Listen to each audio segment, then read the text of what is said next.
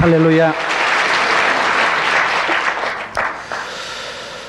오늘 이 시편 말씀을 가지고 회복시켜 주옵소서라는 제목으로 말씀을 살펴보겠습니다. 사람이 몸이든 마음이든 사업이든 무엇이든지 회복된다는 것이 참 중요합니다. 우리가 회복이 없으면 어떻게 되겠습니까? 저는 아직 나이가 많지 않습니다만은 저녁에 하루 종일 열심히 살고 밤에 집에 가서 잠을 자면 어떤 때는 나무 토막 쓰러지듯이 잠을 잡니다. 그렇게 잠이 모자라고 피곤하고 고달프기 짝이 없지만은 밤에 누우면 얼마나 피곤한지 모릅니다. 그런데 새벽 기도 때 일어나 보면 신비한 것이 간밤에 그렇게 피곤한 것이 말갛게 사라지고 새벽에 일어나면 또 원기가 또 끼고 새벽 기도 나와보면 또 힘이 나고 이러는 거 보면 참 하나님은 사랑하는 자에게 잠을 주신다고 단잠을 자고 몸이 회복되고 마음이 소생하고 여러분 우리가 직장이든 무엇이든지 다시 이렇게 살아난다는 것이 얼마나 중요한지 모릅니다. 하나님께서는 우리를 인도하실 때 시편 23편에 보면 우리를 소생시켜 주십니다.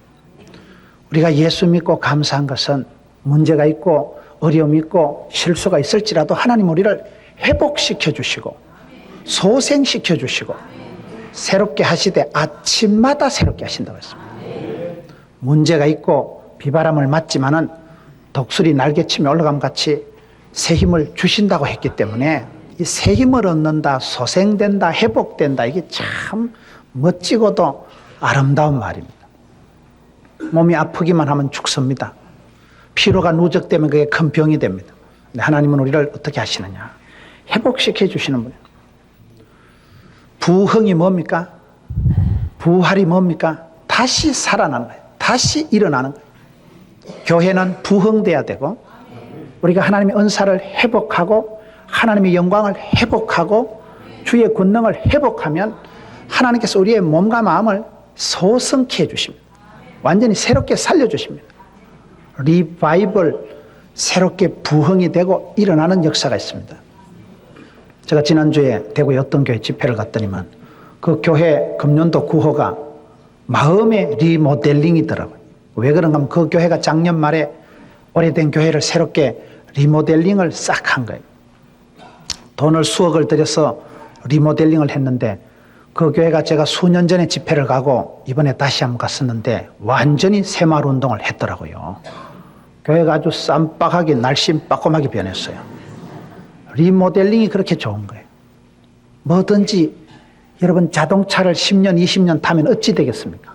반드시 빵꾸 나고 반드시 수리해야 되고 기름 넣고 저우고 수리 보수를 하지 않으면 자동차가 안 굴러갑니다. 오늘 본문의 말씀은 다윗이 기도한 내용입니다. 주여 구원의 즐거움을 회복시켜 주옵소서. 회복이 돼야 돼. 회복이 얼마나 중요한지 모릅니다. 여러분 피곤이 회복되지 않으면 죽습니다. 피곤한 게 뭡니까? 피가 곤한 걸 피곤하다 이럽니다. 피가 곤해가지고 여러분 심장이 크지 않습니다. 심장이 요만한 게 내 가슴에서 팔딱 이거는요 휴식도 없고 방학도 없고 잠자는 것도 없는 거예요. 심장이 뛰다 내 오늘 피곤해서 더 이상 못 뛰겠다. 심장이만 멈추면 가는 거요. 그날부로 죽는 거요. 심장이 요따만한 게 팔딱 하는데 사람이 살이 찌면 얼마나 안 좋느냐. 살이 찌면요 이 뱃살과의 전쟁, 이 베들레헴, 항상 이 베들레헴을 조심해야 되는 거예요. 뱃살이 찌면 1kg이 찌면 실핏줄이 5m가 늘어난대요. 오늘 저녁에 우리 의사 선생님 장로님하고 같이 식사를 했는데 이 의사 선생님들 앞에 이런 소리 하면 이 다잔 앞에서 빤초 자랑하는 것 같지만은 하여튼 간에 제가 들은 게 그래요. 살이 찌면 1kg이 찌면 실핏줄이 5m가 늘어난대요. 그럼 뱃살이 3kg가 더 쪘다. 이러면요 3, 5, 15, 15m가 핏줄이 더 늘어나기 때문에 심장이 팔딱 해가지고 머리 꼭대기까지 피를 밀어붙여야 되는데 팔딱 해서 백가죽에 15바퀴 돌다 내 피곤해서 못 가겠다. 그래 피가 머리까지 못 올라가니까 뒷골 땡기는 거예요. 그게 고혈압, 중풍, 바람 맞는 데 됩니다.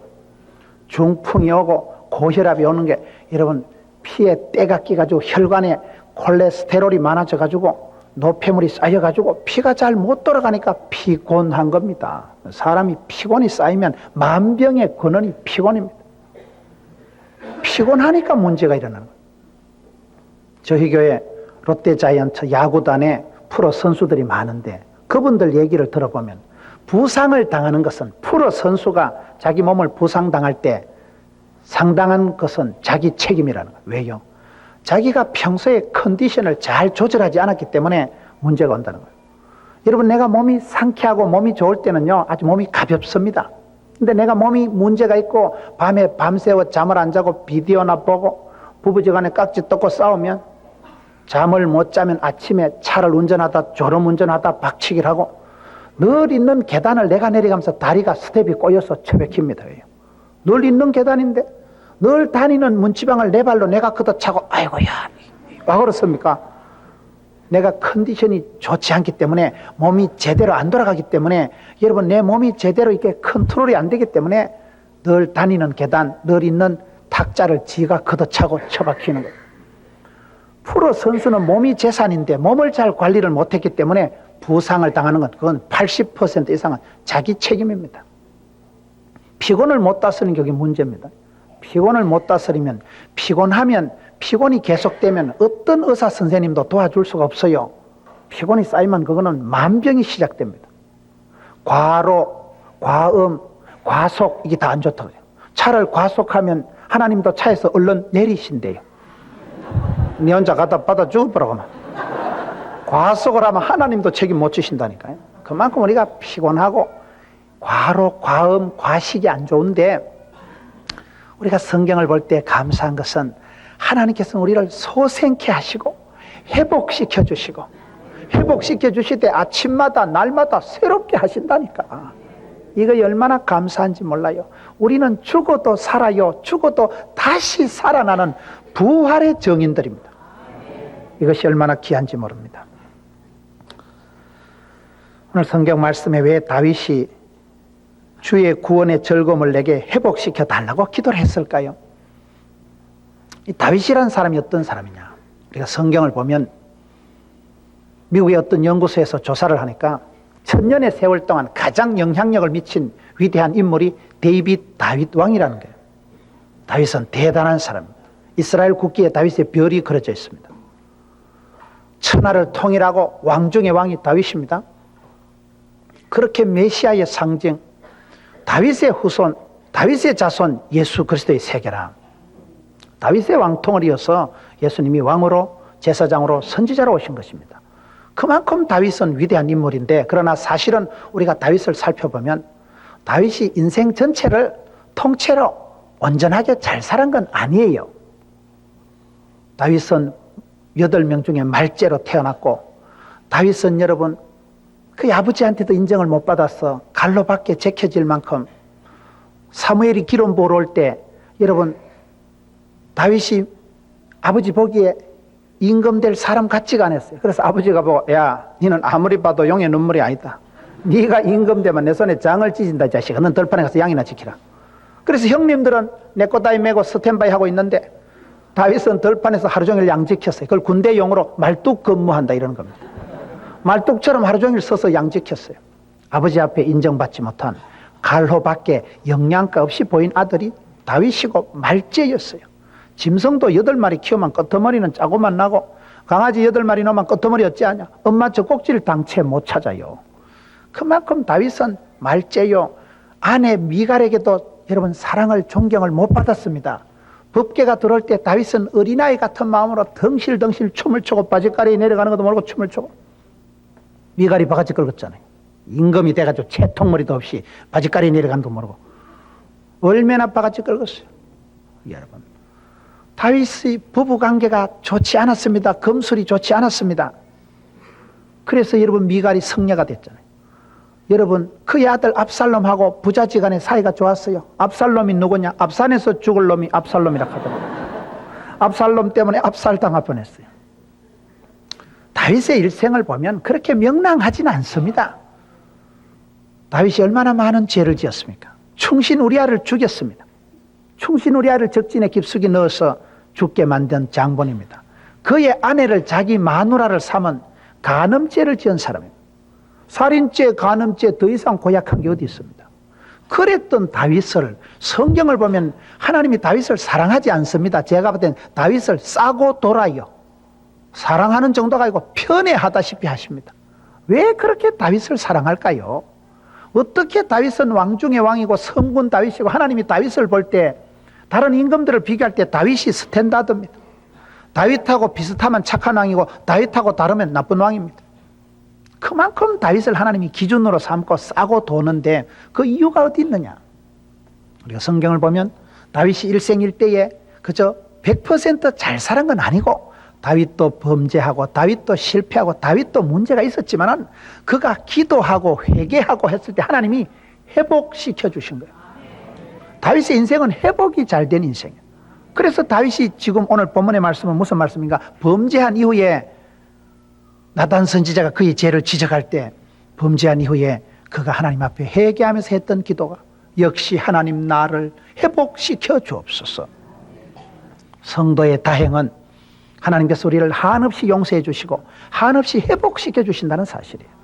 그래서 그가 회복된다는 게 얼마나 다행이고 축복이고 영광이고 회복되는 존재. 우리는 회복되는. 일반 사람들은 세상에서 여러분 한 번 처박히면 회복되기가 재생하기가 일어나기가 힘들지만 신앙의 세계에서는 역전의 하나님 언제라도 하나님은 새롭게 하시되 날마다 새롭게 하시고 아침마다 새롭게 하시고 하나님은 자기 이름을 위하여 의의 길로 인도하시고 회복시키시고 소생케 하시고 부활의 주님을 우리가 믿기 때문에 이거이 대단한 것이다.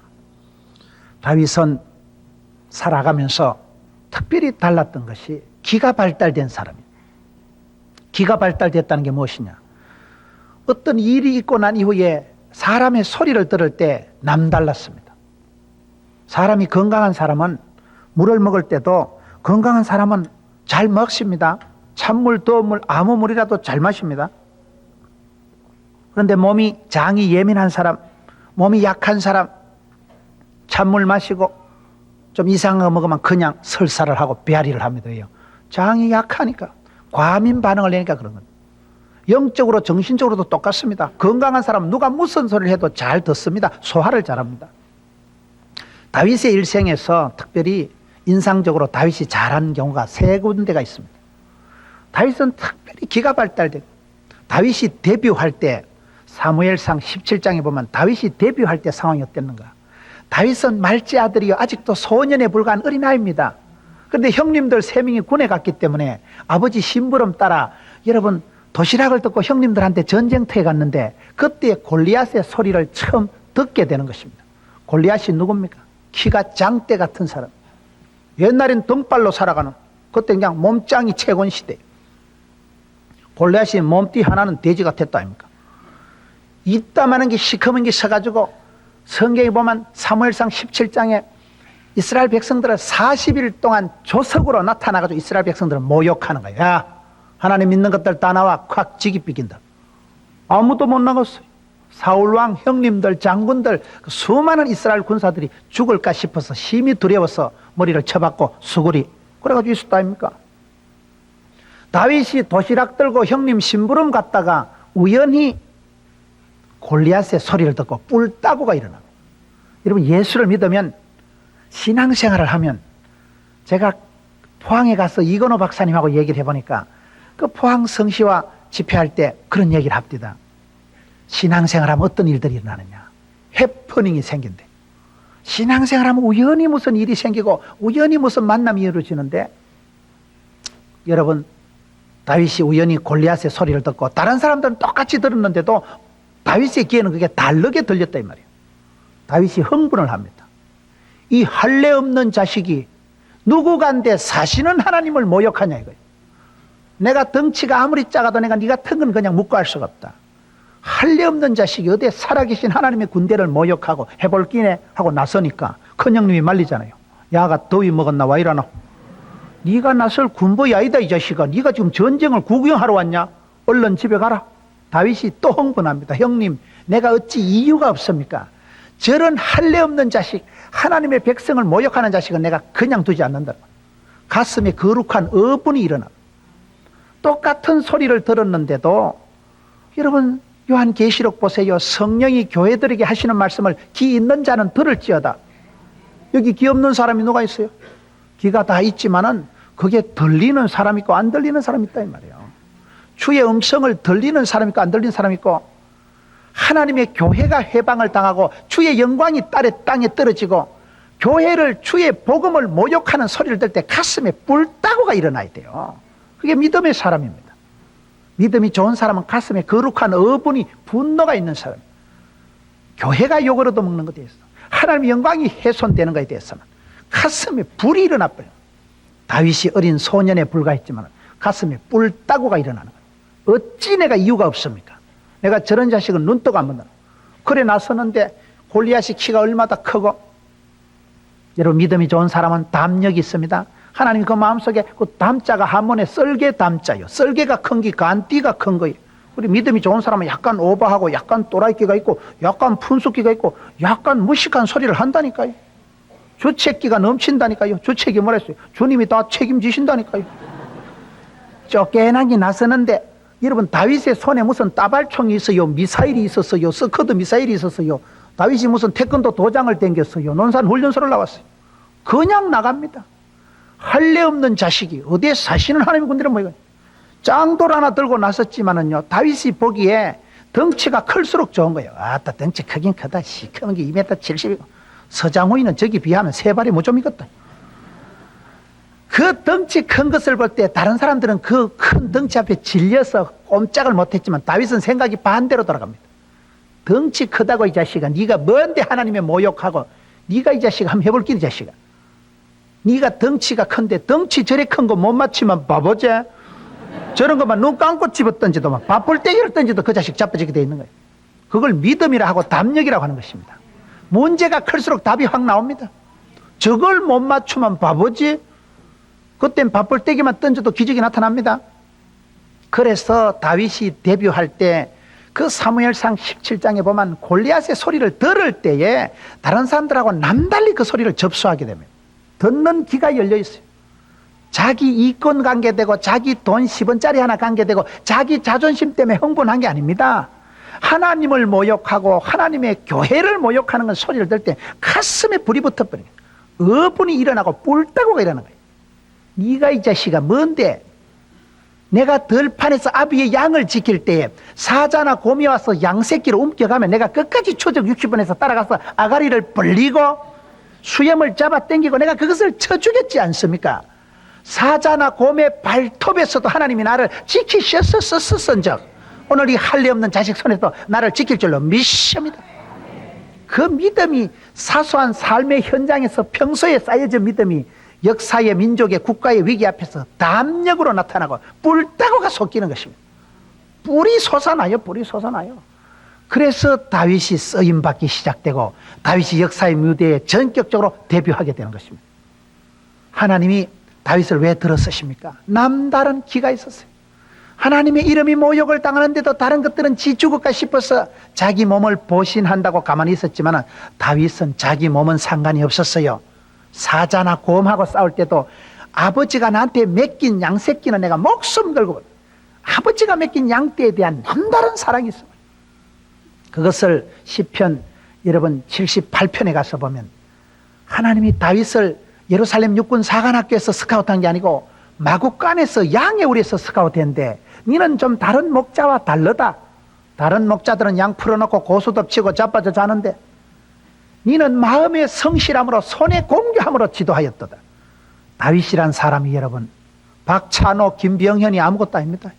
다윗이 돌멩이를 한번 던지만요 전지훈련도 안 해보고 무슨 투구 코치 폼을 받아본 적도 없는데 원샷에 골리앗의 맞박에 정톡으로 아다리시겠다는 거예요. 다윗이 필기도구도 없던 그 시대에 끄적끄적한 시편이 73편이나 지금도 남아있습니다. 시편 23편은 월남전쟁 때 파일로트들이 출격할 때 성경은 두꺼워서 못 가져가도 시편 23편만 카피해서 보겟도 넣어가지고 갈 만큼 시편 23편을 항상 읽으면 여러분 정신병이 안 걸린대요. 여호와는 나의 목자시니 내가 부족함이 없으리로다. 부족함이 없는데 뭔 정신병이 걸리겠어요? 다윗이 무슨 경북대학교 국어국문학과를 나왔어요? 다윗이 무슨 어디를 나왔어요? 다윗이 여러분 무슨 계명대학교 음대를 나왔어요? 뭘 했어요? 그러나 다윗이 악기를 연주하면, 하프를 치면, 수금을 치면 사울왕의 정신병이 맑게 치료가 되고 찌끈찌끈한 두통이 사라지고 뮤직 테라피를 한 사람이에요. 손을 대어서 돌멩이를 던지고 끄적거려서 시편을 남기던, 여러분 악기를 끄적거리던 그 시대 들판에서 아무것도 없었던 그런 한적한 들판에서 어린 목동 시절을 지나면서도 하나님이 맡기신 아버지가 부탁한 양새끼를 깨알같이 지키고, 그러니까 하나님께서 그의 중심을 보시고 이세의 아들 다윗을 만나니 내 마음에 합한 자다, 나하고 코드가 맞다, 합의가 된다, 내 뜻을 다 이루리라. 하나님이 그 한 사람 다윗을 들어서 역사하시잖아요. 여러분, 다윗이 쓰임받은 배경이 남다른 기가 있었다. 두 번째 다윗이 인상적인 건 뭔가? 여러분, 성경에 다윗이 한번 비참한 시절이 사무엘하 15장 16장에 보면, 여러분 압살롬이 쿠데타를 일으켜서 도주할 때입니다. 사무엘하 14장 15장 16장에 보면 참 다윗의 비참한 시절이 기록되어 있습니다. 아들 압살롬이 쿠데타를 일으켜서 야간 도주를 하는데, 다윗이 감림산길로 올라갈 때 머리를 가리우고 맨발로 울며 행하고 저와 함께하는 백성도 각각 그 머리를 가리우고 울며 올라가니라. 머리를 산발락같이 풀어제키고 맨발로 터들터들 거리면서 울며 불며 야간 도주를 합니다. 그런데 그 야간 도주하는 상황에서 시므이라는 사람을 만납니다. 이 시므이라는 사람이 다윗을 향해서 저주를 퍼붓습니다. 그런데 그 저주를 퍼붓는 상황에서 다윗이 어떻게 반응합니까? 저는 그 본문 말씀을 잊을 수가 없어요. 다윗이 바후림의 이름에 거기서 사울의 집족속 하나가 나오니 게라의 아들이요 이름은 시므이라. 저가 나오면서 연하여 저주하고 돌을 던지니, 시므이가 저주하는 가운데 피 흘린 자여 비루한 자여 가거라, 빌어먹을 놈아, 피를 본 놈아, 꺼져라 이 자식아. 다윗을 보고 여러 온갖 저주를 퍼붓고 돌을 던지는데, 그 시므이는 사울의 직계입니다. 사울왕이 우리 집안인데 사울왕 대신 저 자식이 왕이 됐으니까 꼴이 보기 싫은 거예요. 그래서 사울이 죽고 그 왕위가 다윗에게로 넘어간 것을 이 시므이가 인정을 하지 않고, 우리 집안의 왕위가 계속돼야 되는데 저 자식 때문에 우리 왕위가 넘어갔다 생각을 하고, 다윗이 실패해서 야간 도주한다 소리를 들으니까 것이다, 피를 봤지 네가, 빌어먹을 놈아, 꺼지라 이 자식아. 그렇게 해서 막 저주를 퍼붓는 게 오늘 본문이에요. 피를 흘린 자여 비루한 자여 가거라 가거라. 네가 왕은 되었으나 여호와께서 나라를 네 아들 압살롬의 손에 붙이고 너를 피 흘린 자인 거로 화를 자치하였느냐.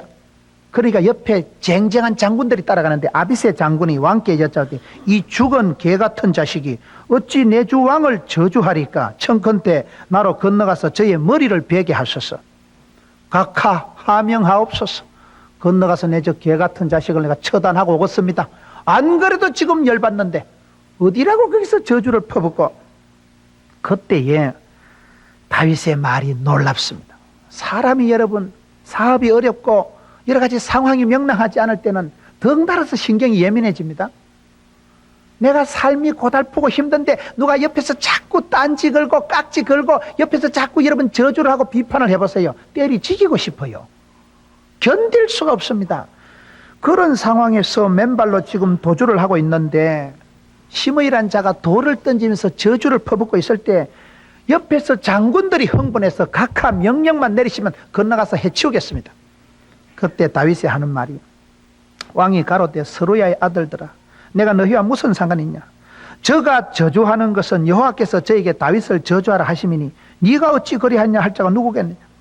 내 몸에서 난 내 아들도 내 생명을 해하려고 덤비거든 하물며 이 베냐민 사람이랴.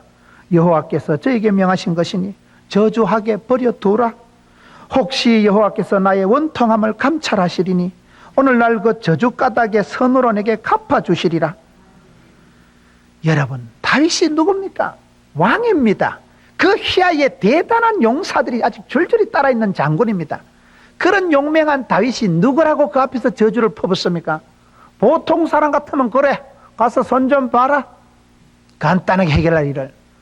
가만두라. 내 몸에서 난 자식도 나한테 이렇게 해하려고 덤비는데 사울 왕의 가족인 저 사람이야 오죽하겠나. 말꼬리 붙잡고 내가 저 자식하고 상대할 일이 아니고 하나님께서 저 인간을 통해서 내게 저주를 퍼보니까 내가 들어야 싸지. 내가 저 사람을 이기고 지고 해치우는 게 문제가 아니다. 내가 저 사람하고 맞짱 뜨는 게 문제가 아니다. 하나님께서 내게 만에 하나 은혜를 베푸시면 이 일로 인하여 하나님이 나를 불쌍히 여기시고 나의 원통함을 감찰하시면 내가 반드시 컴백한다. 내가 반드시 회복된다. 신앙이 다르잖아요. 저는 교회 생활할 때 한 번은 참 제가 불편한 사람이 있었어요. 너무너무 불편했어요. 여러분, 무단히 사람을 비난하고 비평하고 비판하고 힘듭니다. 같이 얼굴 보기만 하면 닭살이 돋아요. 그때 제가 이 말씀을 큐티를 하면서 야, 참 다윗은 대단하구나. 그런 지금 비참한 상황에서 저주를 퍼붓고 돌을 던지는 자식한테 어떻게 그렇게 반응할 수 있는 거예요? 듣는 귀가 달란 거예요. 내비두라. 하나님이 저 인간을 통해서 저주하면 내가 받아야지. 내가 회개하면 되지. 사람이 나를 해하고 어떻게 하는 것이 아니다.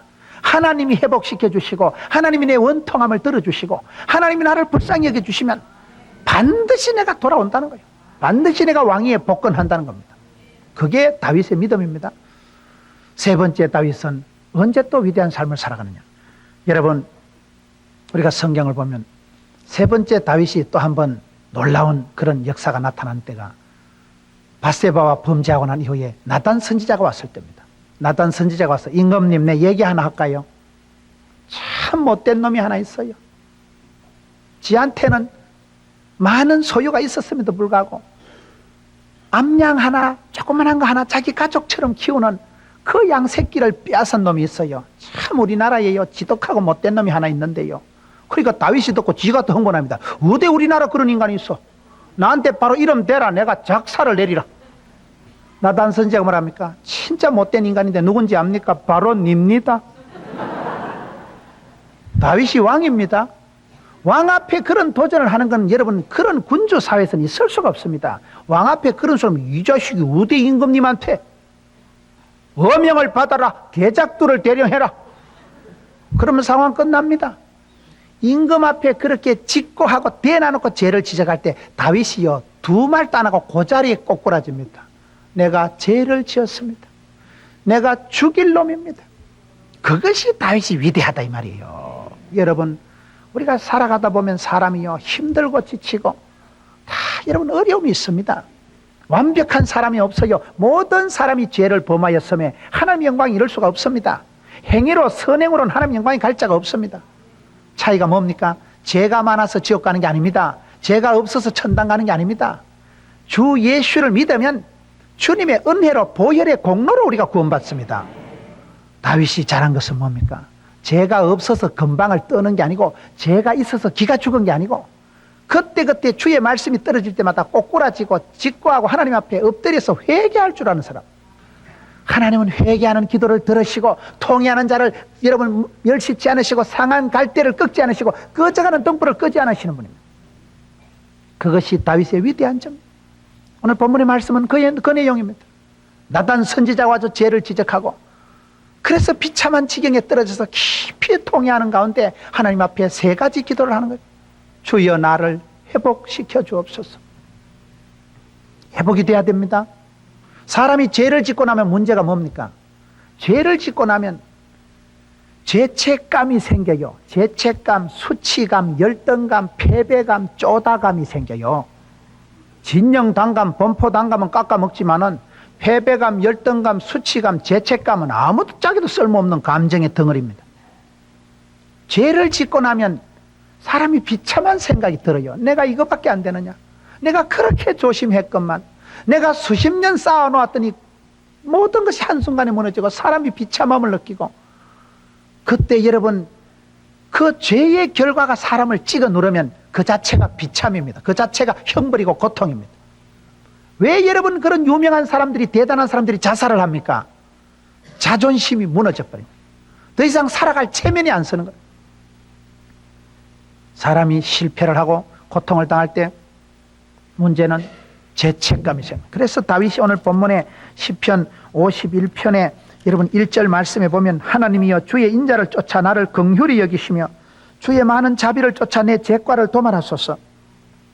주님의 사랑을 따라서 긍휼히 여겨 주옵소서.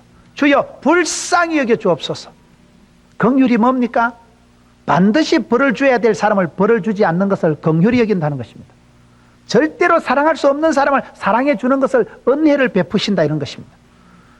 하나님 나를 불쌍히 여겨 주옵소서. 내 죄과를 도말하옵소서.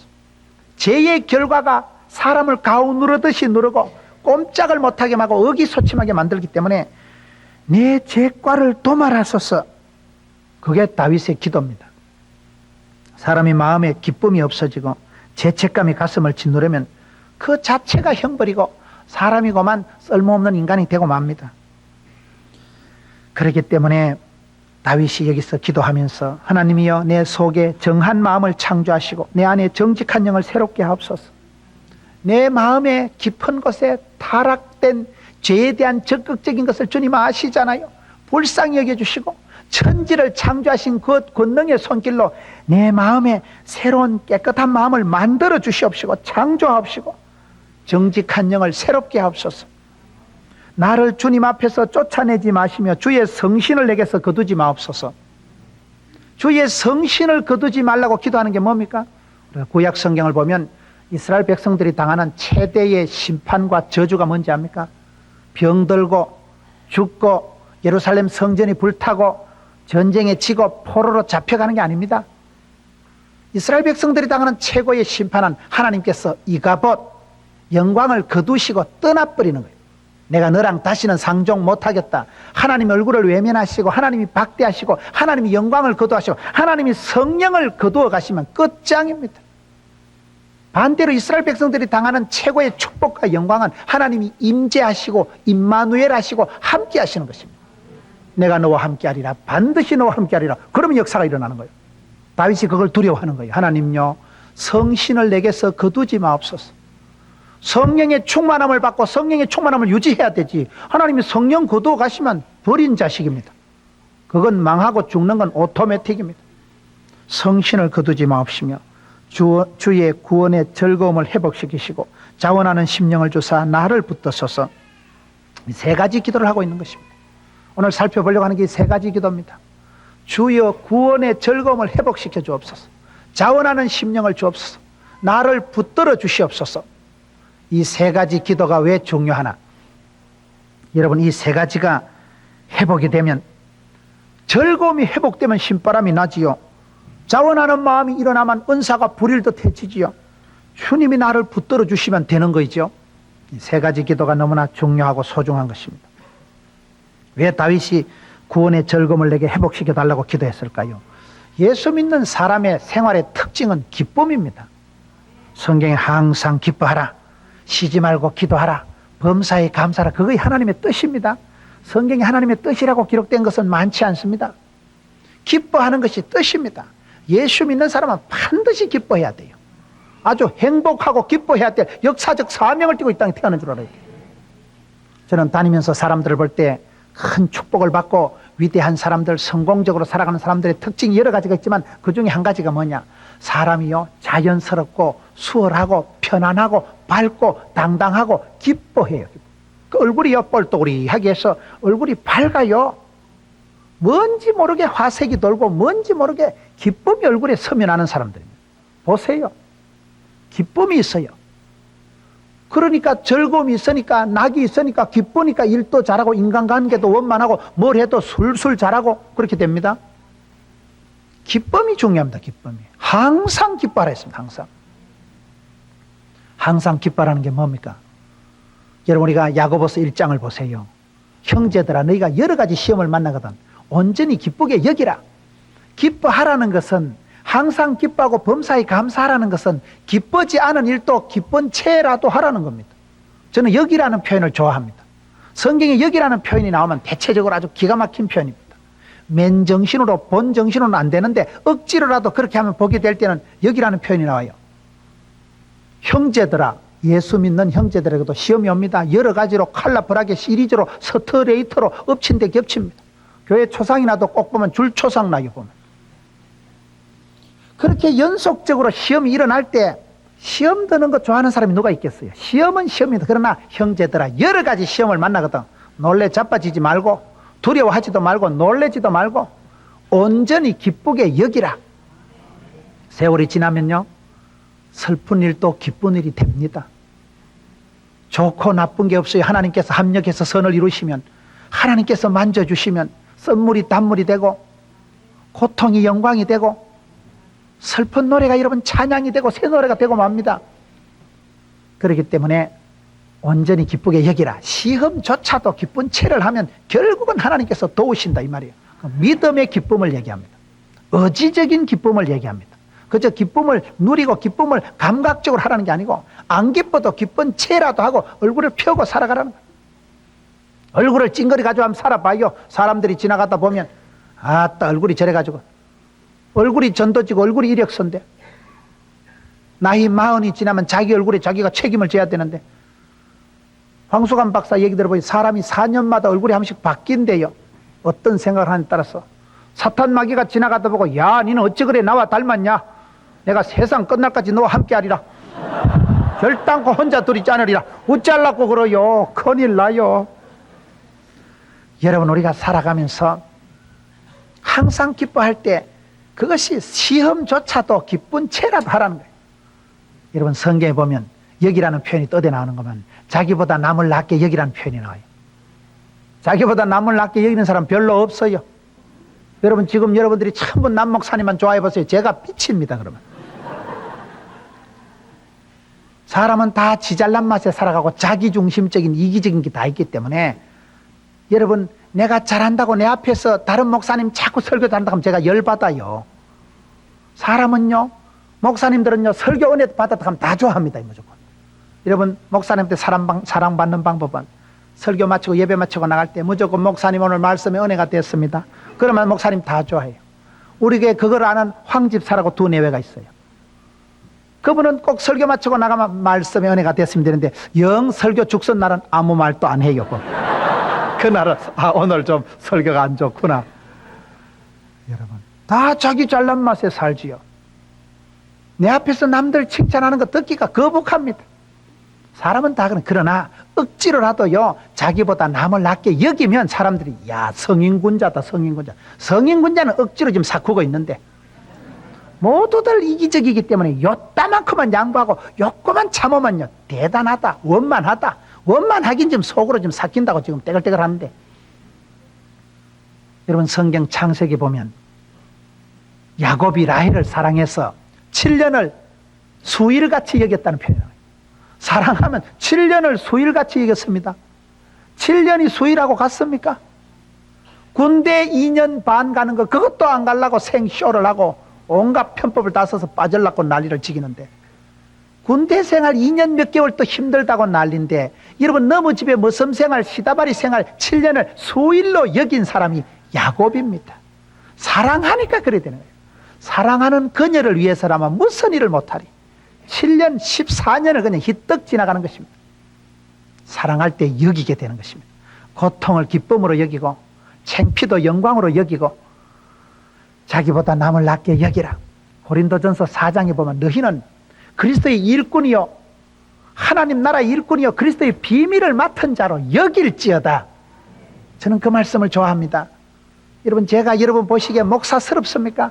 목사다워서 자질이 인격이 되어서 목사하는 거 아닙니다.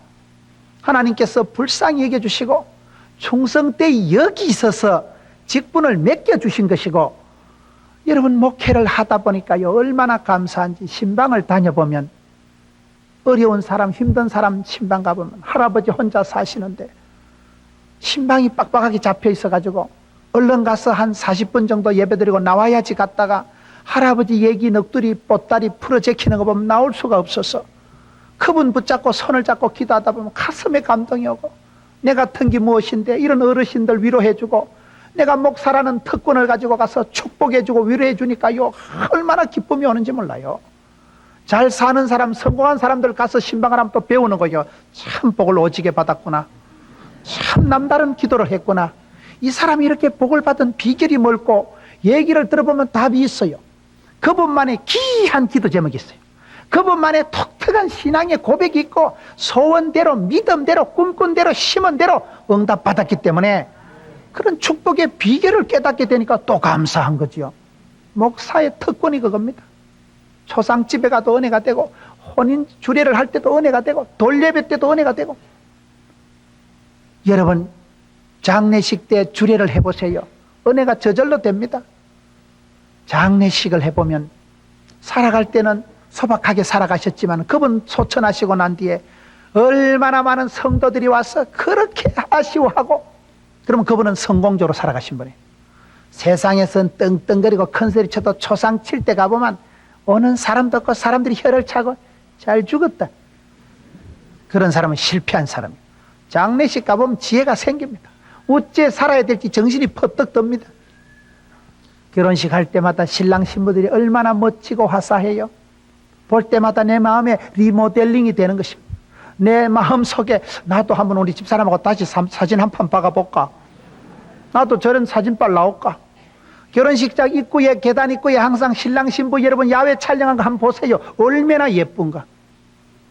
여러분 우리가 그렇게 날마다 우리를 새롭게 하고, 저는 제가 목사스러워서 목사하는 거라고는 생각 안 합니다.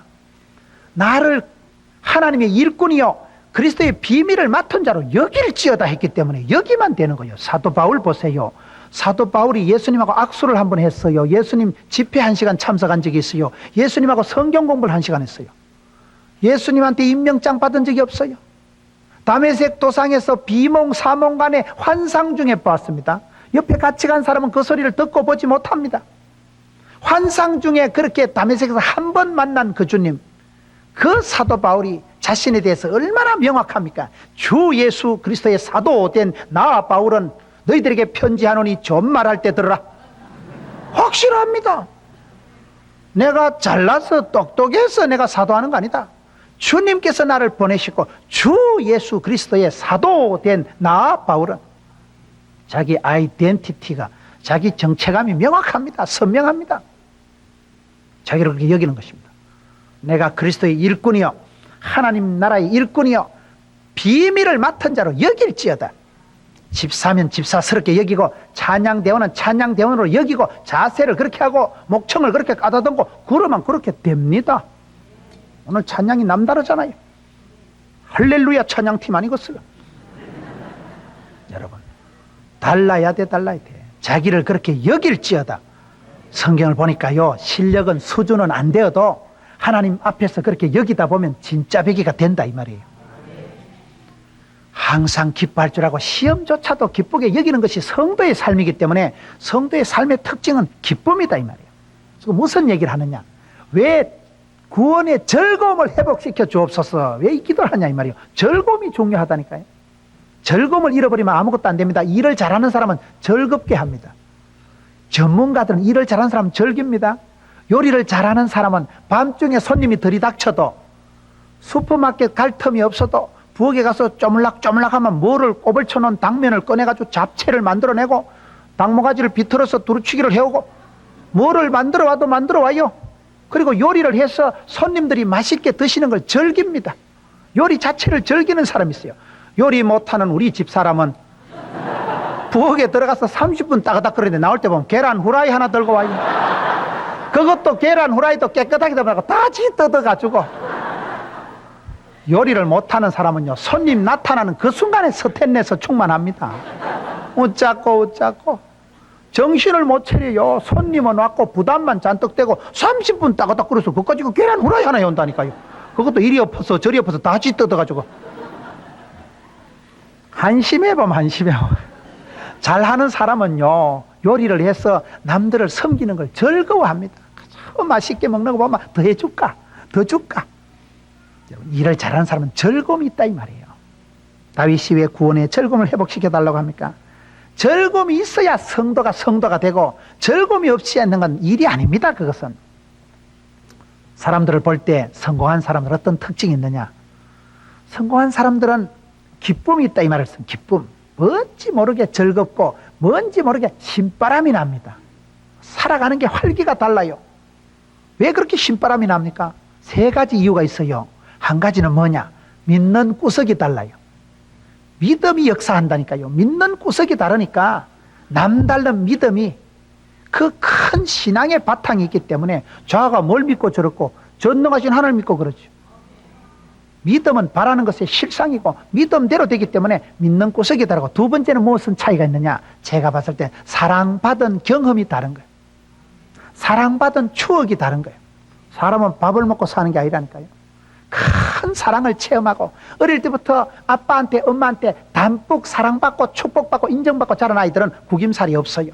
뭔지 모르게 당당하고 밝고 자신감이 넘치고, 왜? 사랑받은 추억이 가슴에 충만하기 때문에. 그 사랑이 넘치기 때문에 인정받고 사랑받고 축복받는 건 여러분 귀로 먹는 보약이라니까요. 말로서 인정하고 칭찬하지만 그것이 그 아이에게 엄청 자신감을 심어주는 것입니다. 약속의 말씀을 가지고 축복하세요. 주님의 말씀, 언약의 약속의 말씀이 성경에 5,000가지가 있는데 그 말씀을 가지고 마음껏 축복하면 그 말씀을 듣고 자란 아이가 말씀대로 됩니다. 사랑받은 추억이 남달라야 돼요. 그 사랑받은 경험이 있고 사랑받은 추억이 있는 사람들은 그 속에 여유가 다릅니다. 찬송 중에 그 큰 사랑 내 마음속에 명랑하게 비칠 때에, 그런 찬송이 있잖아요. 큰 사랑이 내 가슴에 강물 치면 나도 사랑이 반사가 되고 투영이 되고, 그 사랑이 흘러갈 때 나도 축복의 통로가 되고 기쁨의 통로가 되는 거예요. 하나님이 내게 큰 은혜를 베푸시면 나도 기쁨의 통로가 되기 때문에, 기쁨의 통로가 되면 여러분 콩고물이 흘러가면 콩고물이 남아요. 내 몸에도 기쁨이 뚝뚝 떨어지는 것입니다.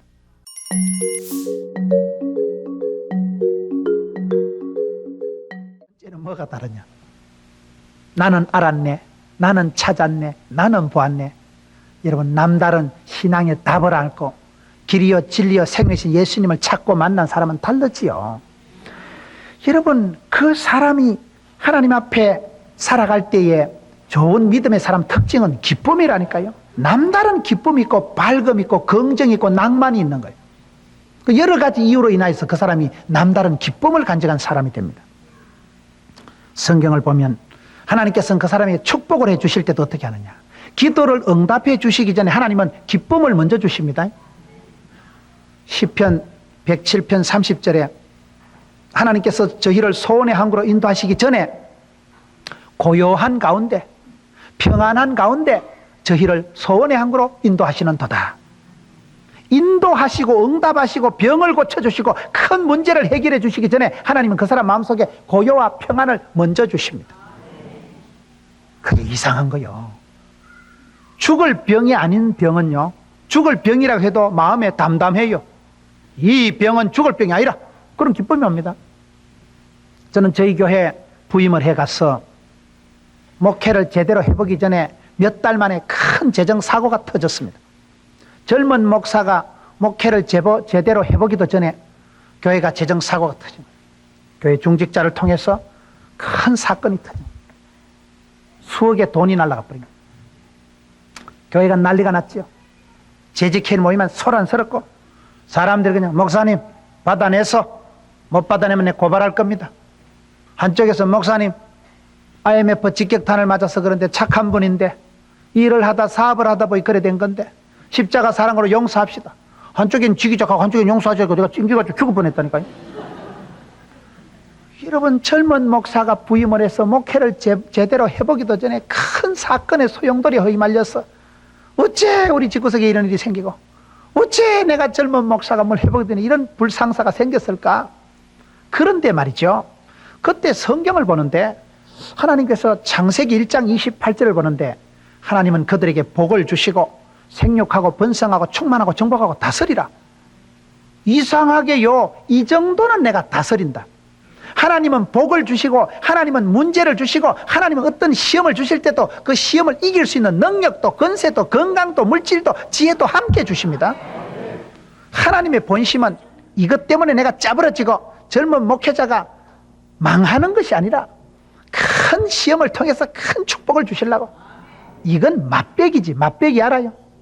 하나님 한 100억을 주시려고 조금 가져가시겠지. 맛배기로 생각이 되는데 이상하게 배짱이 생기고 이상하게 여유가 생기는 게요, 한 개도 겁이 안 나요. 당황이 안 돼요. 지금 생각하면 놀랄 노짜인데 지금 생각하면 내가 그때 뭔 정신에 그랬었고 싶은데, 세월이 지나니까요, 하나님은 그 사람에게 소원의 항구로 인도하시기 전에 문제를, 병을 고쳐주시고 해결해 주시기 전에 고요와 평안을 먼저 주신다는 걸 깨달은 거예요. 영적인 사람은 기쁨이 먼저 회복돼야 되거든요. 항상 기뻐하는 사람을 하나님 쓰십니다. 우거지 상을 하고 오리족속하라. 오리, 입이 툭 튀는 걸 오리족속이라는 거예요. 불평하고 짜증하고 원망하지 마세요. 기쁨을 유지하세요. 시편 84편에 주의 궁정에서 한 날이 다른 곳에서 천날보다 나은 적. 예수 믿는 사람은 하루를 살아도 천년을 살듯이 살아가는 사람. 다음에 보자는 사람은 안 무섭고 다음에 잘해준다는 사람은 별 볼 일 없다니까요. 오늘 하루를 살아도 나는 하루지만 하나님 나라에는 하루가 천년이요, 천년이 하루입니다. 오늘을 내가 행복하고 감사하고 충만하게 살아야지. 다음이 어디 있어요? 다음에 오늘 얼굴을 펴요. 집에는 애로사항이 있을지라도 얼굴을 펴고 할렐루야, 이렇게 살면 내일은 내일 감당할 힘을 주십니다. 일용할 양식을 주십니다. 날마다 때마다 새롭게 하십니다. 예수 믿는 사람은 천국을 대망하고 천당을 바라보고 미래를 꿈꾸며 살아가지만은 가장 현실적이고 가장 경제적이고 지금 이 순간 오늘을 구원의 날로, 은혜의 때로, 지금이 회개할 때고 지금이 주님을 찾을 때고 지금을 천년을 살아가듯이 그렇게 살아갈 때다 이 말이에요. 예수 믿는 사람은 시간 관리가 다릅니다. 저는 저희 교인들이 수가 많아도 몇천 명 돼도 저는 제 자신의 마음을 유지하려고 애를 씁니다. 제가 은혜가 떨어지면, 제가 시험 들면 설교가 제대로 되겠어요? 사람들 말로 야, 또 오늘 친다. 내 마음에 독이 있는데, 약이 나오겠어요? 내 컨디션을 저는 베스트로 유지하려고 애를 씁니다. 누가 뭐라 하든지 하루를 천년같이 살자. 할렐루야. 누가 뭐라 했더만 신바람 나게 막 그렇게 살아가야지. 괜히 말 한마디 듣고 시강해가지고 자빠져가지고 씩씩거리면 내만 손해요. 기도가 막히고 구원의 즐거움이 사라지면 죄책감, 패배감, 열등감, 수치감, 나는 왜 이렇게 쪼다 같을까? 그런 소리를 들으면 그만 기가 팍 죽어요. 저는 집사람한테 그런 얘기를 합니다. 모든 걸 나한테 맞춰라. 나한테. 애들 둘이 내가 사랑하지만 애들 신경 꺼라. 나한테 맞춰라. 나는 홀몸이 아니다. 수천 명의 영혼이 나한테 달려있다. 저는 그렇게 요구합니다. 나는 사랑하는 양떼를 위해서 당신 날 복을 채우지 마라. 당신 지금 내가 1시간 뒤에 강대상에 올라가는데 니 그런 소리 해서 되겠나? 니 죽을래 살래? 수천 명 교인의 이름으로 내 때려 죽이고 싶어요. 그만큼 여러분 설교자의 영성이 굉장히 맑고 고와야 돼요.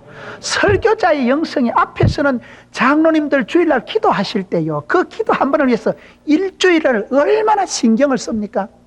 저는 불교 가정에서 자랐습니다. 저희 집은 종갓집입니다. 제사 시사가 얼마나 많은지 모릅니다. 제삿날이 돌아오면요, 적어도 벌써 제사상을 그날 안 봅니다.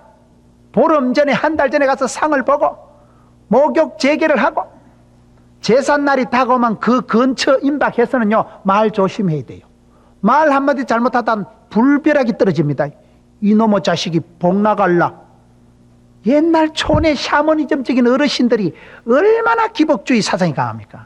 말 한마디 잘못하면 복 나간다 이래가지고요, 제삿날 다가오면 부정탄다 이래가지고 얼마나 신경을 씁니다. 여러분, 우리가 진리를 따라가고 거룩하신 하나님을 믿는 구별된 백성들이지만은 사실은 우리가 불신자들보다 신경 안 씁니다. 불자들처럼 그렇게 목욕 제거하고 몸빼 입고 그렇게 신령과 진정으로 안 나가요. 얼렁덜렁 살아가고 생각도 말도, 여러분 얼마나 그 사람들이 진지합니까? 타 종교를 얘기해서 미안하지만은 저는 어릴 때 그렇게 무섭게 자랐어요. 무섭게. 제삿날이 다가오면 말 한마디 잘못하다간 불호령이 떨어집니다. 여러분, 우리가 신앙생활 할 때에 하루를 살아가도 그날 하루를 충분히 감사하고 충분히 감격하고 충분히 은혜에 충만하고, 하루가 천년 같은데요, 하룻밤에 만리장성을 쌓는다는데요, 언제나 행복하게 살아요. 아주 베스트로 유지해야 돼요. 저는 스스로 그렇게 합니다. 그래서 제가 강대상에 올라갈 때 은혜가 충만해서 막 가슴에 기쁨이 샘솟듯하고, 그러면요 설교가 술술 나오고 그 설교를 듣는 교인들도 느껴요. 그냥 얼굴만 봐도 참 김 목사 하나님 되게 좋아하는가 보다. 하나님도 김 목사 싸고 돈다 싸고 돌아. 아예 저래 좋을까? 거기 전도지, 메시지지. 그게 여러분 설교지.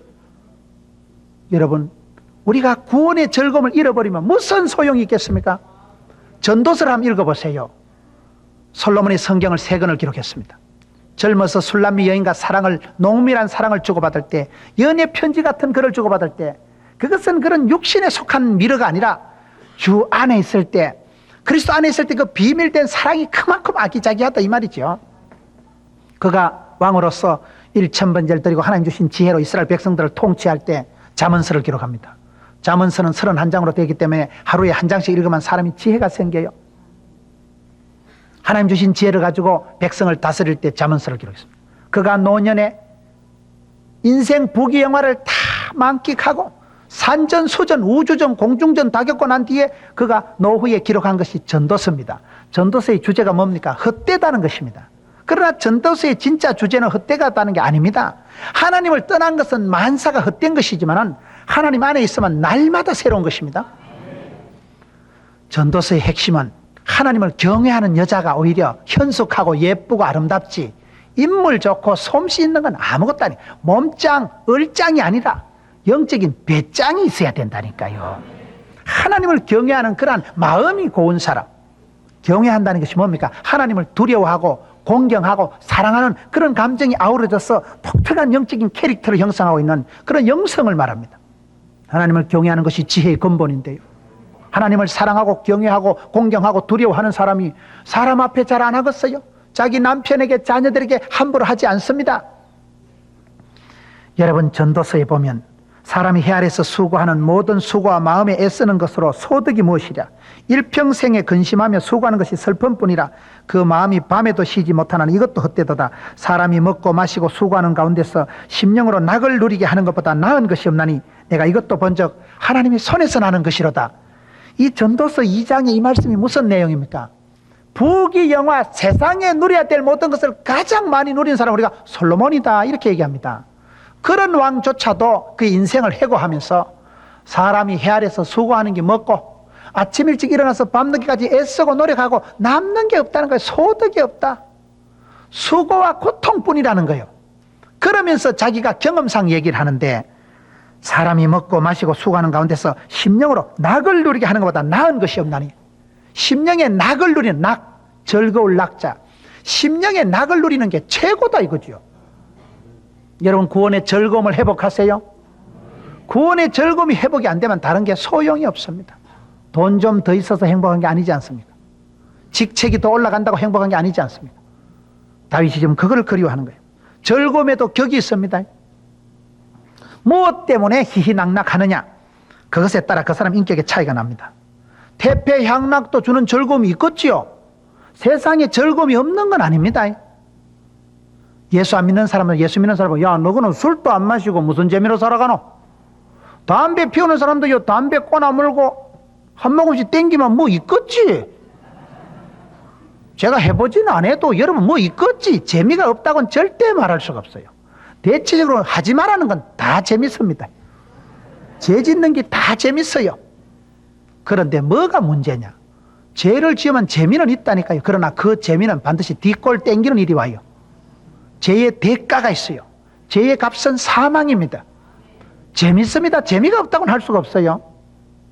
술 마시는 사람은 어차피 술 마십니다. 기분 좋아도 술 마시고 기분 나빠도 술 마시고, 여러분 칭찬받고 좋아도 성진하고 축복받아도 술 마시고 열받아도 술 마십니다. 월요일 날은 원래 마시고 화요일 날은 화끈하게 마시고 수요일 날은 수월하게 마시고 목요일 날은 목이 터지라고 마시고 금요일 날은 금방 마시고 또 마시고 토요일 날은 토할 때까지 마시고 주일 날은 주사같이 마시고 그래 합니다. 그런데 예수 믿는 사람은 항상 기뻐하고 웃는데 월요일 날은 원래 웃고 화요일 날은 화사하게 웃고 수요일 날은 수수하게 웃고 목요일 날은 목청구도 웃고 금요일 날은 금방 웃고 또 웃고 토요일 날은 토실토실하게 웃고 주일 날은 일상적으로 늘 웃는 거요. 여러분, 웃는 사람은 웃고 열받고 술 마시는 사람은 술 마십니다. 술을 마시면 술술 넘어가겠지. 술을 마시면 기분 삼삼하겠지. 그러나 아침에 새벽에 뒷골 땡기겠지. 저희 교회가 아주 유흥지역에 있습니다. 우리 딸이 영성이 깊은지라 우리 딸이 한 번씩 그 거리를 지나가면 아빠 거리가 이래가지고 되겠나? 저 전부 술집이고 휘황찬란하고 네온사인이 번쩍번쩍하니까 우리 딸이요 상당히 영성이 깊은 거예요. 아빠 동네가 이래가지고 되겠나? 안 되지. 새벽 기도를 가보면 그 유흥지역을 통과해서 교회를 가다 보니까 새벽에 나가보면요 밤새도록 술을 마신 것들이 전봇대에 무슨 카레라이스를 그렇게 해놔놓고 징그러워요. 술을 마신 것들의 작품 아니겠어요? 술을 마셨으면 곱게 마시고 너무 전봇대 앞에다 그래 카레라이스를 만들어 놔놓고 더러워 못 살겠어요. 술을 마시면 지는 수월한지 몰라도 남들에겐 고통을 준다 이 말이에요. 더럽고 불쾌한 게 술꾼들이에요. 여러분, 세상에 재미가 있습니다. 재미가 없는 건 아닙니다. 그러나 재미의 격이 달라요. 왜 다윗이 구원의 즐거움을 회복시켜 달라고 한 줄 아세요? 세상 시시뻥뻥한 재미, 쾌락을 아니다 이 말이에요. 그런 것은 여러분 사람은 영과 육으로 되어 있기 때문에 육체적인 즐거움을 체험하면 그건 점점 목이 땡겨요. 점점 마셔도 목이 마르고 육체적인 즐거움이라는 건 중독 현상이 나타나서 영혼을 마비시켜버립니다. 점점 자극적인 걸 원하기 때문에 육체적인 즐거움은 사람을 마모시킵니다. 정신을 중독시킵니다. 인생을 황폐하게 만듭니다. 세상의 즐거움과 구원의 즐거움이 왜 다르냐? 구원의 즐거움은 격이 달라요. 여러분 성경을 보면 하나님께서 우리에게 주신 즐거움은 구원의 영적인 즐거움이 따로 있다 이 말이에요. 영혼이 잘됨 같이 범사가 잘되고 강건한 법입니다. 영적인 즐거움이 뭡니까? 누가복음 17장에 보면 아주 재밌는 표현이 나옵니다.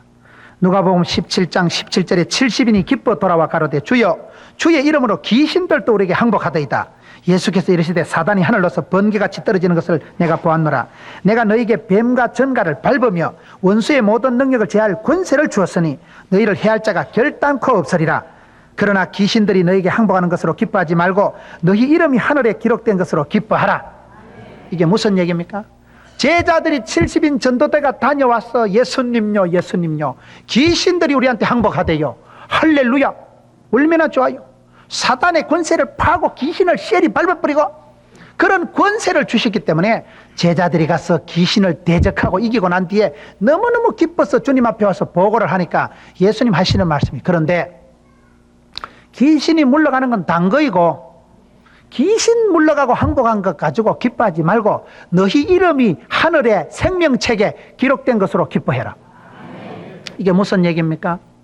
여러분 우리가 여러 가지 은혜를 기적을 체험할 수가 있습니다. 저처럼 대학 다닐 때 죽는다고 사형선고 받고 대수술을 하고 살아날 수도 있지요. 그러나 그런 것 가지고 기뻐하지 마라 이 말이에요. 왜 그렇습니까? 사람이 암병에 걸렸다 회복됐다 합시다. 암이 걸렸다 회복되는 사람이 100년을 더 살겠어요? 1000년을 더 살겠어요? 어떤 수술을 하고 어떤 회복이 되어도 그 사람이 절대로 100년 이상 못 삽니다. 제가 예언하노니 100년 이상 살 사람이 누가 있어요? 육체적인 잠시 잠깐의 그런 쾌락이나 회복이나 축복이나 영광은 유한하다 이 말이에요. 귀신이 물러가고 몸이 낫고 그런 것 가지고 기뻐하지 말고 너희 이름이 하늘에 기록된 영생의 복을 받은 구원의 즐거움을 즐거워하라. 그거는 수준이 다릅니다. 지금 내가 쭈쭈바 하나 얻어먹은 거하고 쭈쭈바 공장을 얻게 된 거하고 다르지요. 여러분 우리가 이 땅에서 기뻐할 일들이 많습니다. 그러나 시시뻥뻥한 거 가지고 기뻐하지 마라. 시시뻥뻥한 거 가지고 목을 매지 마라. 구원의 즐거움이 왜 중요합니까? 주 예수를 믿어라. 그리하면 너와 너희 집이 구원을 얻는 것입니다. 사단 마귀는 죽이고 빼앗고 멸망시키려고 왔지만 예수님은 생명을 주시려고 오셨기 때문에 생명이 그냥 생명이고 영생의 복을 주신다 이 말이에요. 그게 구원의 즐거움입니다. 나는 이제 죽어도 살고 살아도 살고 나는 영생의 복을 받았기 때문에 사망아 너희 쏘는 것이 무엇이랴? 우리의 즐거워하는 기준이 조금 다릅니다. 수준이 조금 다릅니다. 여기에 다윗이 그저 육체적인 감성적인 감각적인 즐거움이 아니라 의지적인 구원의 즐거움, 믿는 자에겐 하나님의 자녀가 되는 권세를 끌바를 주셨기 때문에 다르지요. 권세가 벌써 속에 들어있는 거죠. 권위가 다릅니다. 풍겨나는 권위가 있는 것입니다. 여기서 우리가 여러분 그냥 사소한 즐거움이 아닙니다. 사람이 그 마음 밑바닥에서 솟아나는 즐거움이 있을 때는 사람이 살아가는 게 다릅니다. 저는 제가 목회자가 된 게 감사한 것이 밤에 자다가 생각해도 포도원 교회 담임 목사 된 게 즐거워요. 자다 생각해도 내 같은 게 어째 이렇게 촛발 충만한 게, 이 무식한 게, 쪼다 같은 게, 어째 내 같은 게 포도원 교회 수천 성도들의 당회장 목사님이라니까요. 제가요 그 사실을, 신분을 밤에 자다 생각해도 일어나서 한참 웃다가 또 자요. 아이고 복도 많지, 복도 많지. 어쩌다 내가 이런 복을 받았었고. 그러니 목회가 즐겁겠어요, 안 즐겁겠어요?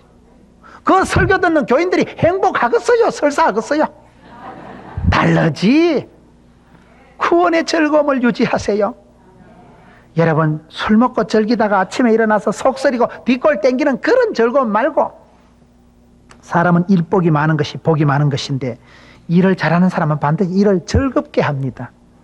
소년이라도 피곤하고 장정이라도 쓰러지고 자빠지되 여호와를 바라보는 사람은 독수리 날개침같이 비상하는 은혜가 있는 거예요. 펄떡거리고 날라 올라가는 거예요.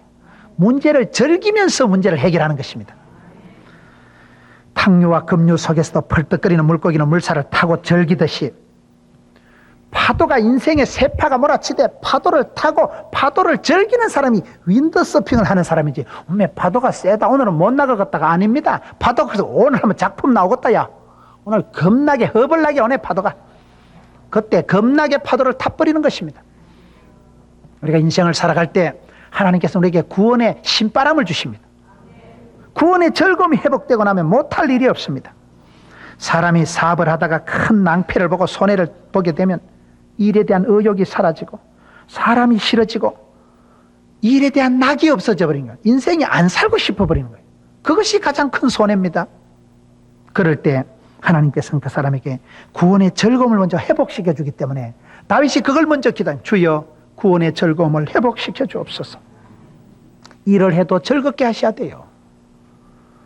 제가 의과대학 간호대학 교목을 할 때 제자 중에 한 명이 영국에 유학을 갔습니다. 그 자매가 영국에 유학을 가서 아르바이트를 하는데 애기들을 돌보는데 아르바이트를 한 거예요. 걔가 한 번은 카드를 엽서를 보내는데 제가 충격을 받았습니다. 목사님, 제가 여기 와서 한국 사람인지라 돈 내기 정신을 발휘해가지고 열심히 일을 했다는 거예요. 예를 들면 그 어린이 보호단체에서 하루에 애기 기저귀를 10명을 갈아 끼워야 되는데 한 50명을 갈아 끼웠다는 거예요. 한국 사람들 일을 하면 목숨 걸고 한다니까요. 돈 내기 정신 알아요. 끝을 봅니다. 그냥 후딱 해치웁니다. 한 번은 원장님이 부르더래요. 드디어 때가 왔구나. 칭찬받고 여러분 보너스를 받을 줄 알고 갔더니만 되게 뭐라 하더래요. 미스권, 우리는 당신이 여기 와서 일을 얼마나 많이 하느냐가 중요한 게 아니고 얼마나 행복하느냐를 바란다는 거예요.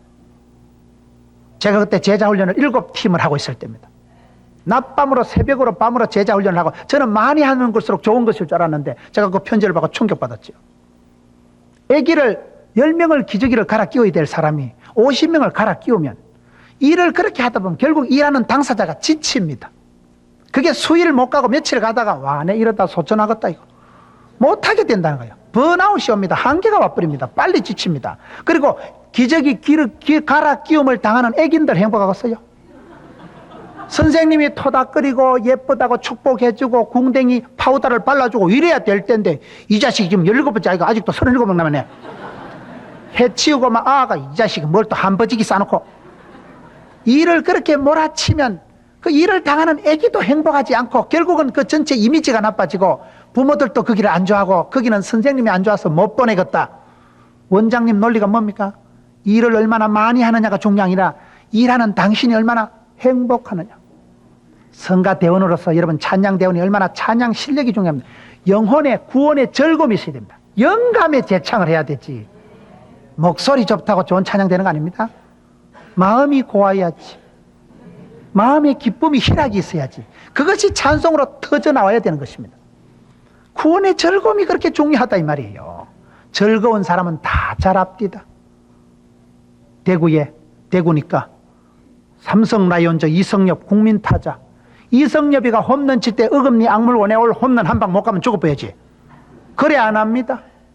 이성엽이는 여러분 몸이 아담하고 그렇지만 국민타자 홈런왕이 어떻게 합니까?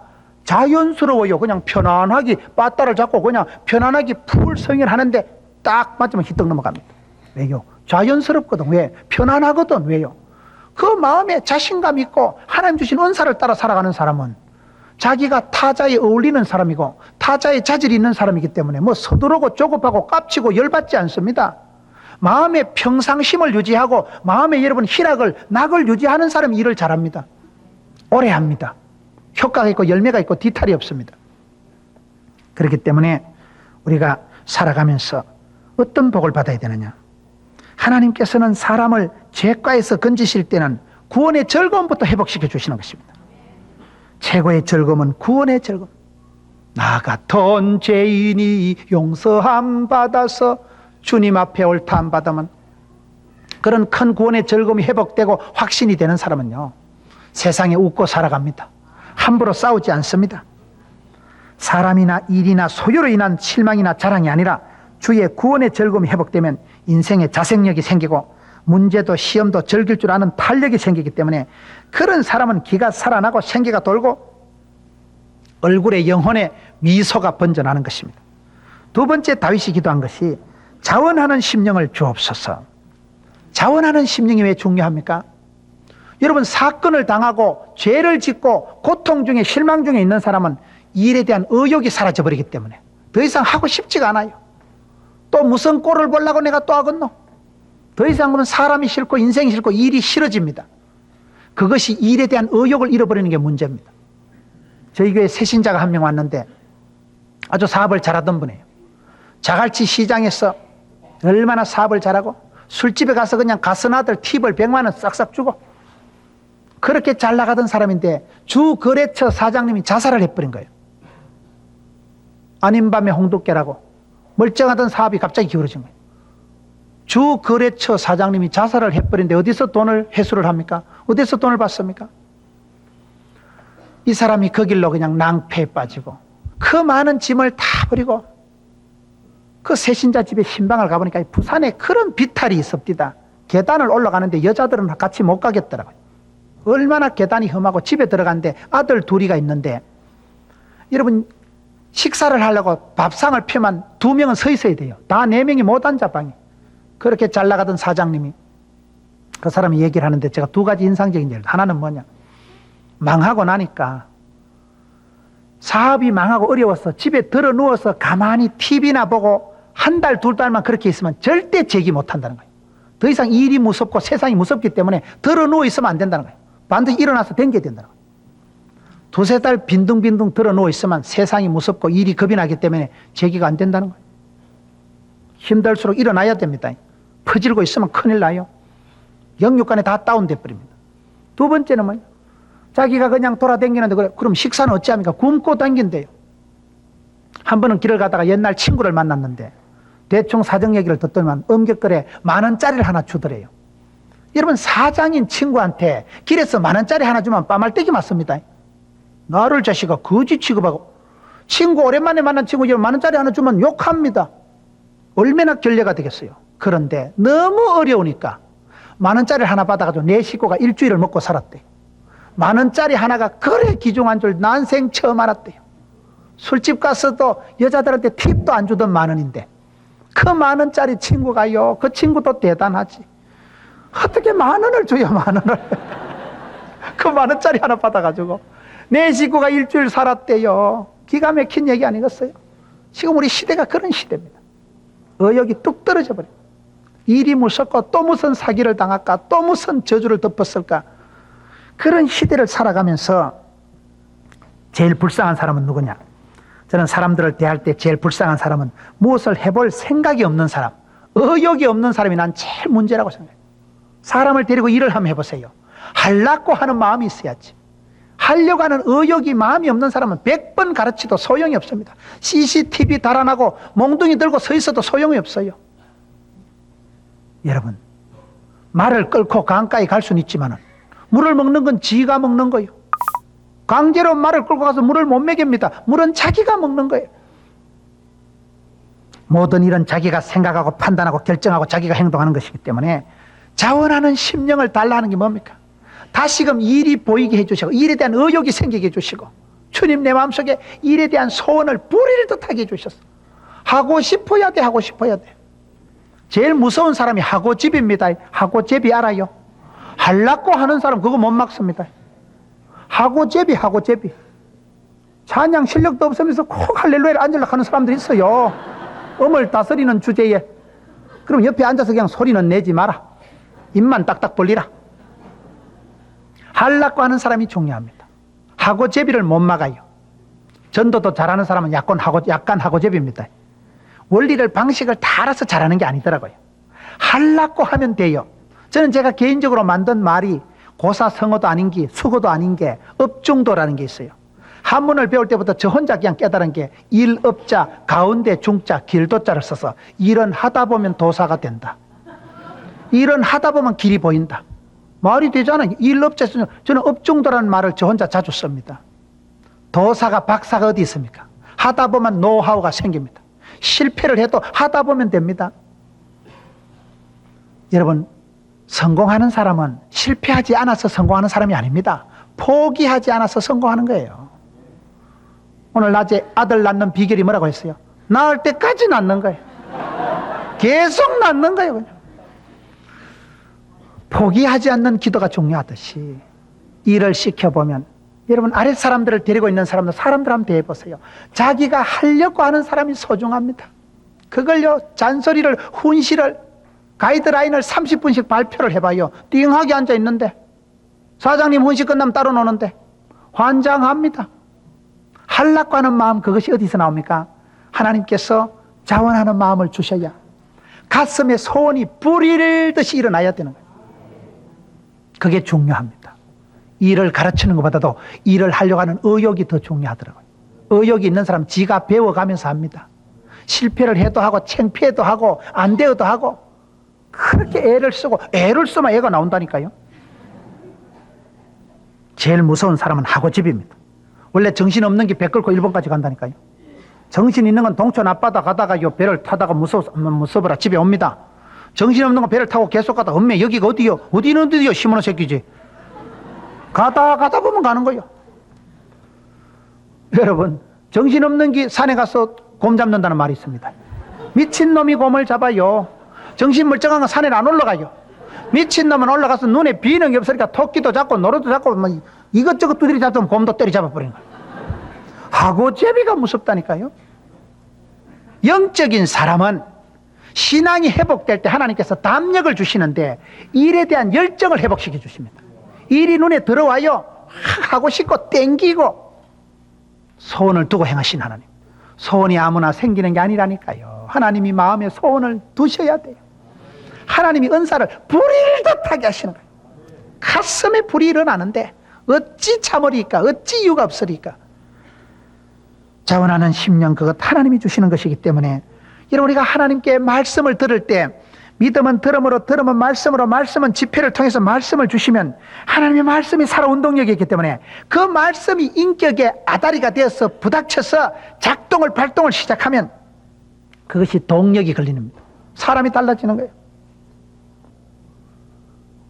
내가 그냥 멍하게 있다가 예배에 참석하고 신령과 진정으로 주님 앞에 나아갔고 말씀을 듣다가 귀가 열립니다.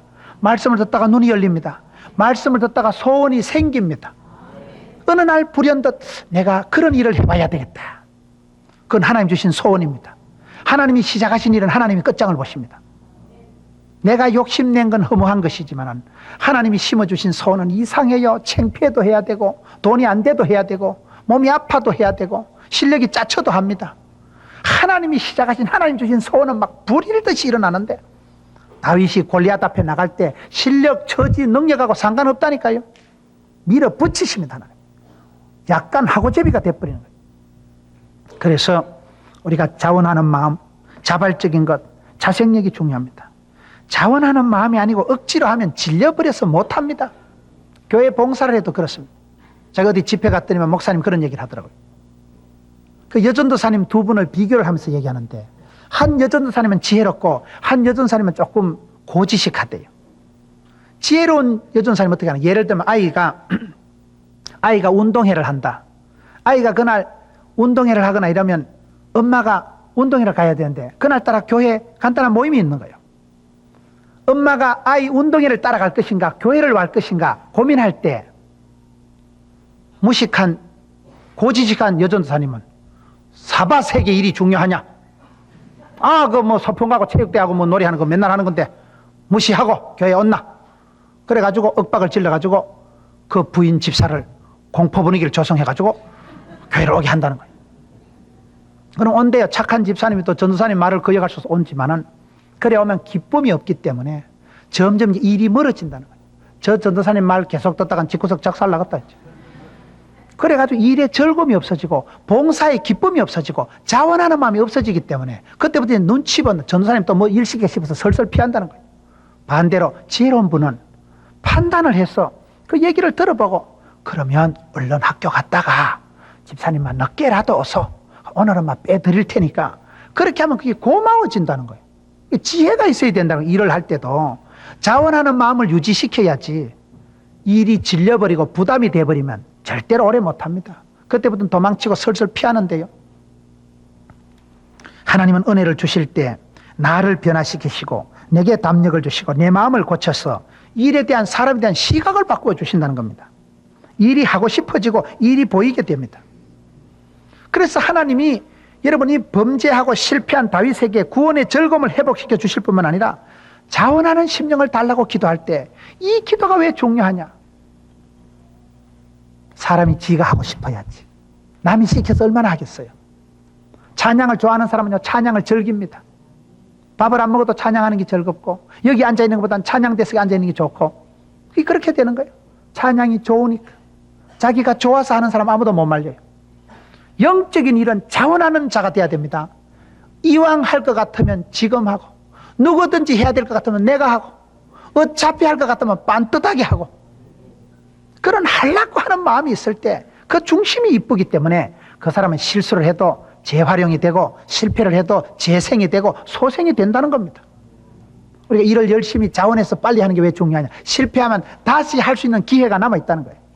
게으르고 악한 사람은 때가 차면 다시 할 수 있는 기회가 찬스가 없어지기 때문에 그게 위험한 겁니다. 자원하는 마음이 그렇게 중요합니다. 하나님께서 억지로 요나를 니느웨에 가서 복음을 전할 때 못 갔잖아요. 억지로 못 가요. 그 강박한 니느웨 백성들을 어떻게 복음화 시킵니까? 어떻게 전도합니까? 하나님은 니느웨 백성들을 변화시키는 것보다 한 사람 요나를 변화시키는 게 훨씬 힘들었어요. 역사상 아수르 족속이 아주 잔인했습니다. 사람을 말뚝에 박아 죽이고 껍질을 벗기고 임금을 죽여서 목을 잘라가지고 임금의 아들 왕자의 목에 아버지 목을 걸어서 걸게 하고 아주 잔혹한 백성들이 아수르 족속이었습니다. 그래서 요나 시대에 니느웨 아수르 수도 니느웨에 가서 복음을 전할 때 요나가 그게 쉽게 동의가 안 되는 거예요. 그것들은 천벌을 받아야 될 것이지 가고 싶은 마음이 없는 거예요. 하고 싶은 의욕이 안 생기는 거예요. 하나님 어떻게 역사를 이루어 가십니까?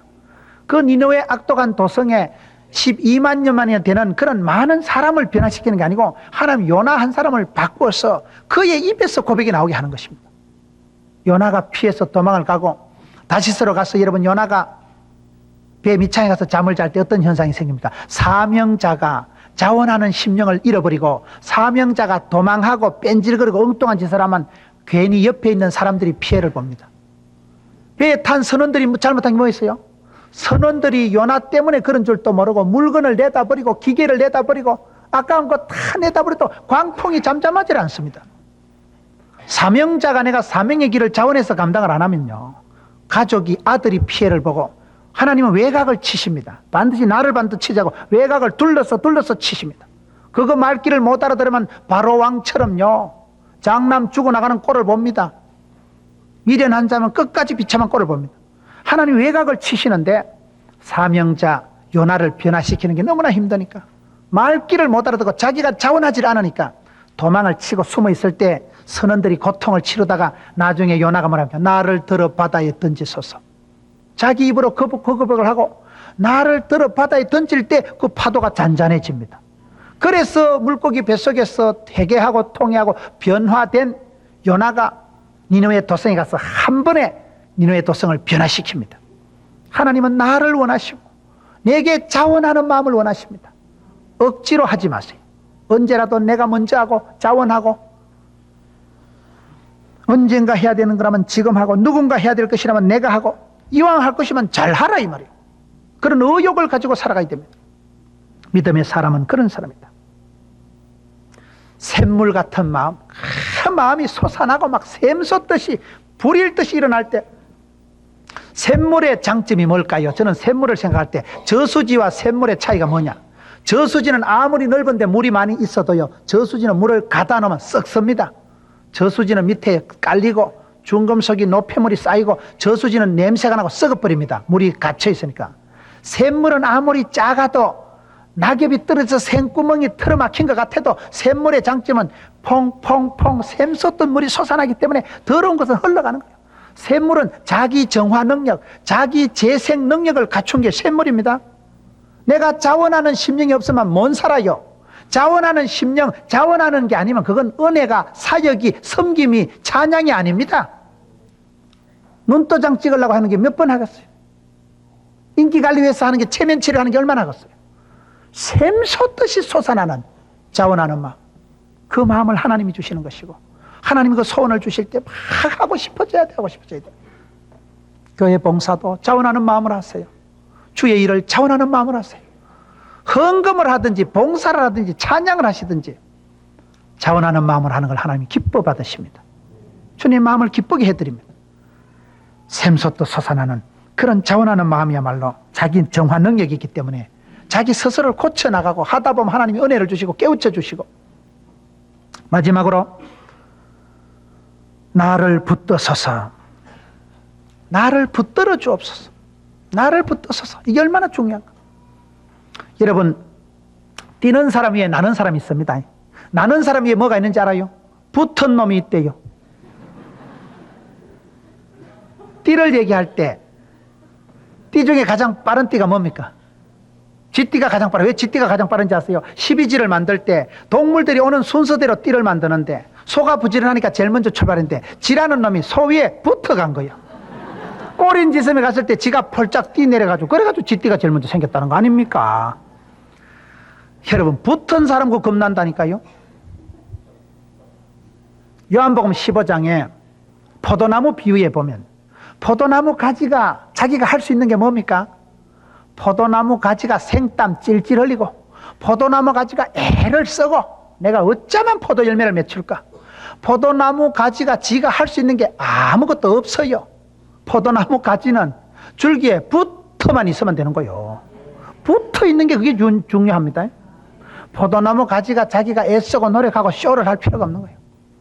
너희가 내 안에, 내 말이 너희 안에, 주 안에 붙어 있는 것이 이게 능력의 비결입니다. 사도 바울의 강함의 비결이 주 안에 있는 것입니다. 오늘 성도들이 여러분 무엇을 얘기하는 것입니까? 왜 다윗이 이 기도를 할까요? 살아가면서 죄책감이 생기고 죄를 짓고 인생이 다운되기 시작하면 하나님과 거리가 멀어지는 거예요. 멀리 멀리 갔더니 처량하고 고뇌지는 거예요. 하나님과 멀어진 거리에 대해서 다시금 주님 앞에 기도, 주여 나를 붙들어 주시옵소서, 나를 붙여 주시옵소서. 제가 어떤 교회 집회를 갔는데요, 그 교회 구호가 주여 붙여 주옵소서라.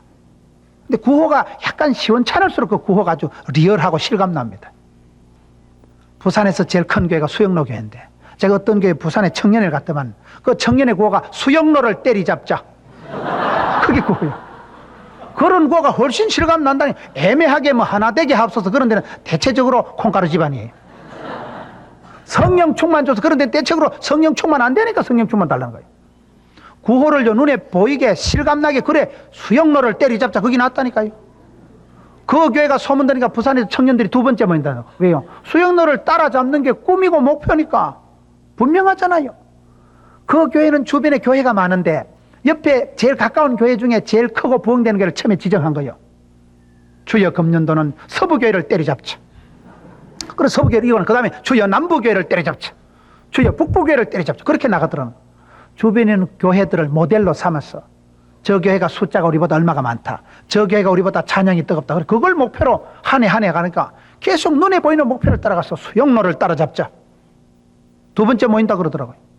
불언간에 안 따라잡을지 모르겠어요. 여러분, 구호를 그 교회가 1년 표를 주여 나를 붙여 주옵소서, 세 가지를 붙여달라고 기도한대요. 세 가지가 뭐냐? 하나님과 멀어진 이 관계, 여호와를 가까이 하면 내게 복이라고 했는데 하나님과 멀어지면 그때부터 모든 문제가 생기잖아요. 그래서 하나님과 멀어진 관계를 주여 붙여주옵소서.